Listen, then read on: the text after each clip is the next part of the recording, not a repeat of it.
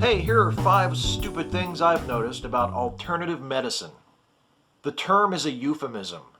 Like one of the snake oil salesmen who helped to popularize it in the US during the 19th century, alternative medicine used to travel under a different name: quackery.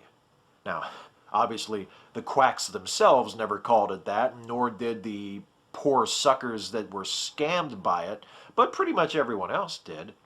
And I would kind of like to return to that practice, instead of deferring to charlatans by referring to their field by their preferred term. If quackery doesn't quite feel right to you, there are other terms we could use: pseudo-medicine, fraud, bullshit. Those all work just as well. It's all pretty much the same. Alternative medicine is a tree with many branches, and from each of those branches dangle fruits of many colors, none of which have any proven medicinal properties. You've got your homeopathy and your chiropractic, which have each had their own episodes of this series already. You've got your naturopathy, your Ayurveda, your Reiki, your acupuncture, and a whole slew of other supposed remedies, all of which depend on the same discredited principle that organisms have mystical life forces which can be manipulated. In other words, vitalism, the mother sham. It leeches off of actual medicine. Practitioners of alternative medicine sometimes refer to what they do as complementary medicine. Many homeopaths, etc., will advise their their patients to see a medical doctor in addition to pursuing their alternative treatment. And this benefits the practitioner of alternative medicine in 2 very important ways. First, when the patient recovers from his or her illness or injury, usually as the result of the actual medical care they're receiving from the doctor, the quack can take the credit. And second, having the patient under the supervision of an actual physician with actual medical training reduces the risk that they will be harmed by, say, a side effect of their alternative treatment, or from their original illness or injury going untreated for all this time.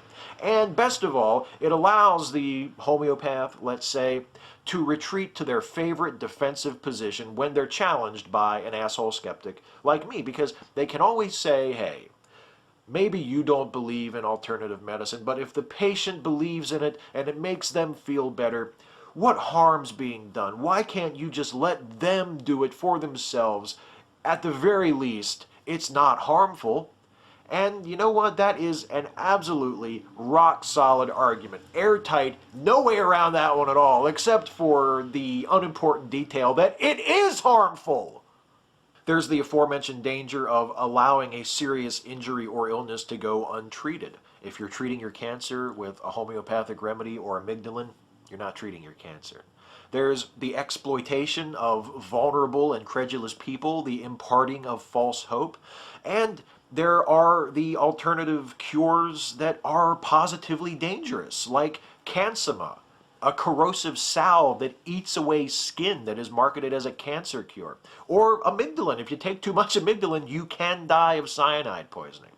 But despite all of that, I think the most stupid and dangerous thing of all is this next bit, because it really lies at the root of every other problem with alternative medicine. It doesn't work. It's a terrible cliche, but in this context, I think it bears repeating. You know what they call an alternative medicine treatment that actually works? Medicine. Homeopathic cures are just water or sugar pills. Reiki is massage without the touching.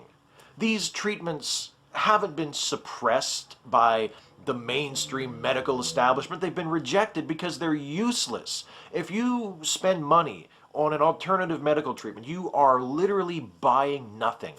At best, you might experience a placebo effect that will make you feel better without actually treating your condition. And if you are a practitioner of alternative medicine and you charge people for a remedy that will do nothing, you are taking their money in exchange for a service that does not exist. You are exploiting a vulnerable person for your own profit. I'm still not exactly clear on why you are legally allowed to do this.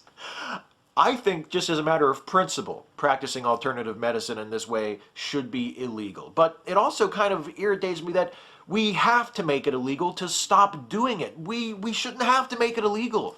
We're better than this. We're smarter than this. We shouldn't do this. We know better. Real doctors, real scientists, the men and women who help people and advance the knowledge and well-being of humanity, those people are the best of us. People that sell this horse shit, on the other hand, not so much. The hardest part is only picking five. Catch you next time.